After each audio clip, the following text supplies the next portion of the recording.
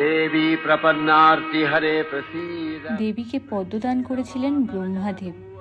পদ্ম হল ব্রহ্মের বা জ্ঞানের প্রতীক। অর্ধস্ফুট পদ্ম মানব চেতনে আধ্যাত্মিক জ্ঞানের জাগরণ নির্দেশ করে। মা পার্বতী হলেন আদি শক্তির সর্বোচ্চ দেবী মহামায়া। আমরা জানি তিনি গৌরী বা উমা নামেও পরিচিত। দেবী পার্বতী হলেন শিবের তৃতীয়া স্ত্রী, তবে তিনি শিবের প্রথমা স্ত্রী সতী দাক্ষায়ণেরই অবতার। গিরিরাজ পর্বতের দেবতা হিমালয় এবং তার স্ত্রী দেবী মেনকার কন্যা তিনি। দেবী গঙ্গা হলেন পার্বতীর জ্যেষ্ঠ ভগিনী। আবার মহিষমর্দিনী রূপে মা পার্বতী সহস্রভুজা। কখনো তিনি দয়াময়ী, কখনো তিনি উগ্র। সকল দেবতার সম্মিলিত শক্তিতে দেবীর সৃষ্টি।